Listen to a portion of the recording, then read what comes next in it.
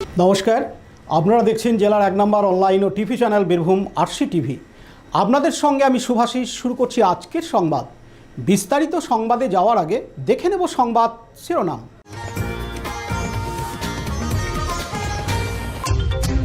বিধানসভা ভোটের আগে অশনি সংকেত তৃণমূলী নেতাদের সিউড়িতে।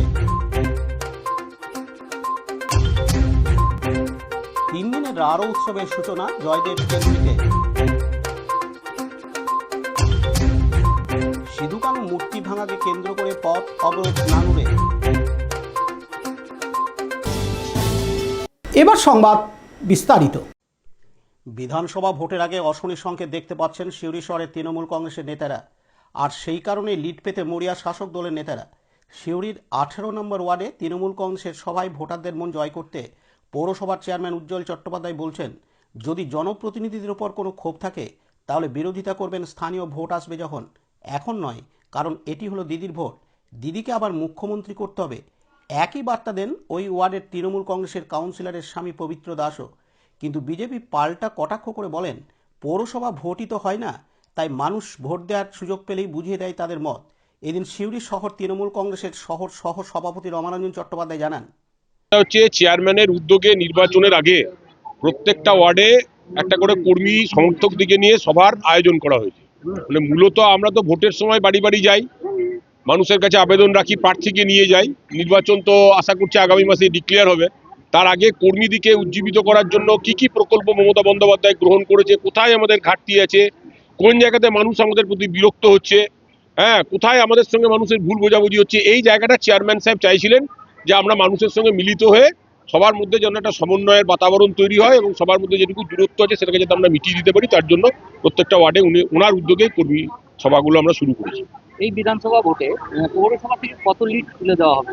দেখুন, আমরা তো মূলত এখানে পিছিয়ে আছি, ঠিক আছে? এখন পিছিয়ে আছি আমরা মূলত ধর্মের বিভাজনের কাছে আমরা পিছিয়ে যাচ্ছি। ধর্মনিরপেক্ষ শক্তি একটা ধার্মিক শক্তির কাছে পরাজিত হচ্ছে নির্বাচনে। উন্নয়নের ক্ষেত্রে আমরা পিছিয়ে নেই, বরঞ্চ দিল্লির যে সরকার আছে তাদের কাছে আমাদের বঞ্চনাতে আমরা পিছিয়ে আছি, এটা আমরা বলতে পারি। এই জায়গা থেকে দাঁড়িয়ে আমরা বিশ্বাস করি যে এইবারে শহরের মানুষ মানে সিউড়ি উৎসব, সিউড়ির মানুষের মধ্যে একটা সিউড়ি ইজম জাগিয়ে তুলেছে, সেইটার একটা ফল আমরা আগামী নির্বাচনে পেতে চলেছি সিউড়ি শহরে। এত উন্নয়ন তারপরেও কি পিছিয়ে থাকার কারণ? না, আমরা এটাকে ঠিক পিছিয়ে থাকা ভাবছি না। এটা আমাদের মনে হচ্ছে যেন কোনো একটা অশুভ শক্তির কাছে আমাদের পরাজয় হচ্ছে। এটা আমাদের পিছিয়ে থাকা নয়, কোথাও মানুষকে বোঝাতে গিয়ে আমাদের ভুল হয়ে যাচ্ছে বা মানুষের বুঝতে কোথাও ভুল হয়ে যাচ্ছে। হ্যাঁ, উন্নয়ন আছে, উন্নয়নের সঙ্গে মানুষ আছে, কিন্তু পাশাপাশি ওই বোঝার যে ভুলটা সেইটার মধ্যে যাতে কোনো অনৈক্য না থাকে, সেইটার জন্য চেয়ারম্যানের উদ্যোগে এই অনুষ্ঠান। বিজেপি পরিবর্তন যাত্রা শুরু করছে। অন্যদিকে কংগ্রেসের নেতা নিত্যহরি চ্যাটার্জি বলেন, আরে পৌরসভার ব্যাপারটা তো বলবেন, কারণ পৌরসভা তো ভোটই হয় না। রাগ রোজ যা থাকবে, পৌরসভা তো ভোটই হয় না, তার রাগ দেখাবে কোথায়? একমাত্র বিধানসভা লোকসভাতে হয়, তখন আমাদের জনগণ রাগ রোজ যা হয় সেটা দেখাইতে পারে। পৌরসভা তো দীর্ঘদিন ধরে ভোটই হয় না।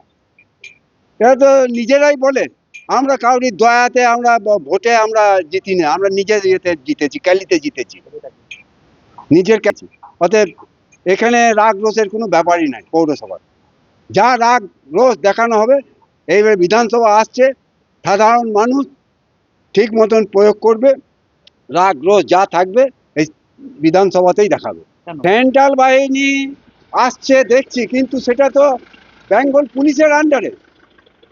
কারণ আপনি তো দেখলেন রাজীব কুমার যিনি ডিজি ছিলেন, তিনি তৃণমূলের পতাকা ধরে উনি নমিনেশন ফাইল করতে ড্যাং ড্যাং করে চলে গেলেন। তার মানে কি উনি তৃণমূলের একজন লোক ছিলেন। এই তো পুলিশ, পুলিশ মানেই তো তৃণমূল, পুলিশ মানেই তো তৃণমূলের ঝান্ডাধারী। পুলিশের কোনো ইয়ে নেই। এই পৌরসভা বলতে পৌরসভাতে অভিমান দেখাচ্ছে। আরে পৌরসভাতে অভিমানের কোনো ব্যাপারই নাই, কারণ পৌরসভাতে তো ভোটই হয় না। আমি তো বারবার বলছি, পৌরসভা দীর্ঘদিন ধরে ভোট হয় না। অতএব এখানে রাগ অভিমান কিছুই দেখার নাই। যা রাগ অভিমান দেখার ব্যাপার আছে সেটা এই বিধানসভাতে দেখাবে মানুষ। আমার নাম নিত্যহরি চ্যাটার্জি, আমি কংগ্রেসের জেলা সাধারণ সম্পাদক। পাশাপাশি বীরভূম সাংগঠনিক জেলার বিজেপির সহ সভাপতি দীপক দাস জানান, দেখুন, মানুষের যে ক্ষোভের প্রতিফলন, সে প্রতিফলন আগামী বিধানসভা নির্বাচনে পড়বেই। টিএমসির কেউ বলতেই পারে অন্যভাবে বোঝাতে পারে, সেটা তাদের ব্যাপার। কিন্তু পৌরসভা ভোটে মানুষের ক্ষোভের প্রতিফলন হবে কি করে? গত তো পৌরসভা ভোট আপনারা করতেই দেন না, আপনারা তো নির্বাচিত নন, আপনারা তো মনোনীত।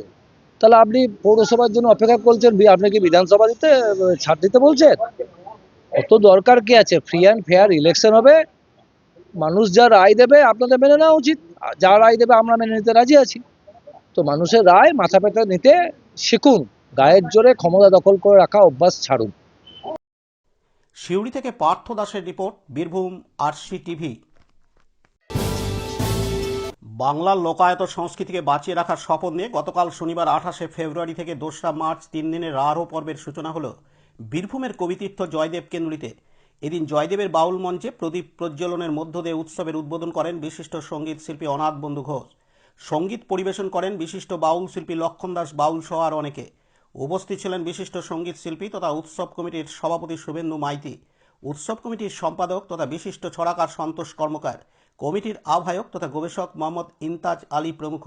উদ্বোধনের পর মঞ্চের বক্তারা বলেন, বর্তমান দিনের সংস্কৃতিকে যেভাবে বিকৃত করা হচ্ছে তা দুর্ভাগ্যজনক, এই জন্য আমাদেরকে সচেতন হতে হবে। সঙ্গীত শিল্পী শুভেন্দু মাইতি বলেন, বাংলার শিল্প সংস্কৃতিকে বাঁচিয়ে রাখার জন্যই মূলত রারো উৎসবের সূচনা। আগামী দিনে উৎসব ব্যাপক আকার নেবে। এছাড়াও এই উৎসবে বিভিন্ন কর্মশালা, আলোচনা থেকে আগত আদিবাসী, ঝুমুর, রনপা নৃত্য শিল্পীরা এই শোভাযাত্রায় অংশগ্রহণ করেন।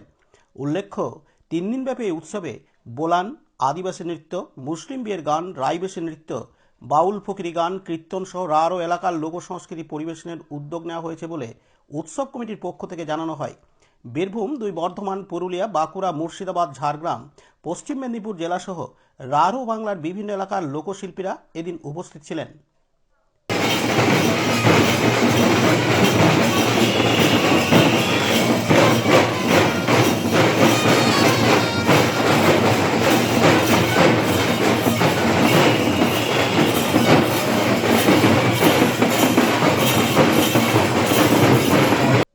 জয়দেব কেন্দ্রী থেকে শম্ভুনাথ সেনের রিপোর্ট, বীরভূম আরসি টিভি।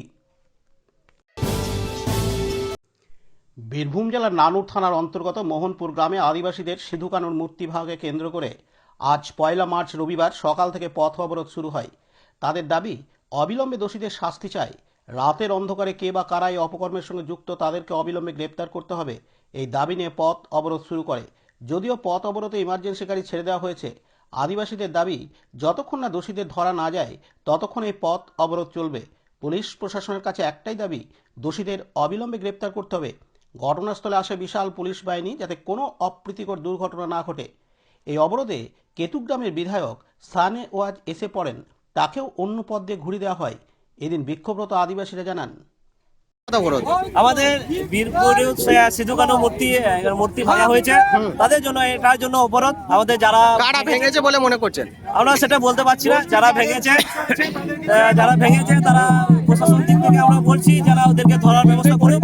যতক্ষণ না ওদেরকে না ধরলে আমরা রাস্তা অবরোধ ছাড়বো না। আপনারা কি চাইছেন? আমরা দোষীকে ধরার করছি, পুলিশ প্রশাসনকে দায়িত্ব দিয়েছি। আপনার নাম?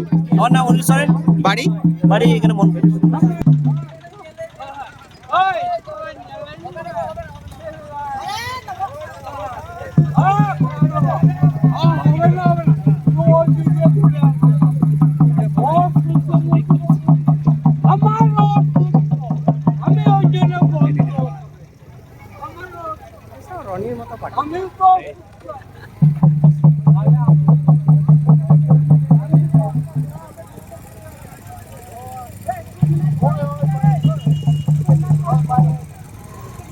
একটা অধিকার আছে।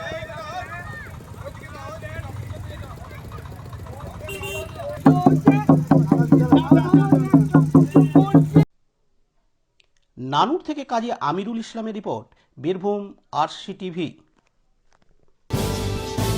আজকের সংবাদ এই পর্যন্ত। পরবর্তী সংবাদের জন্য চোখ রাখুন বীরভূম আরসি টিভির পর্দায়। নমস্কার।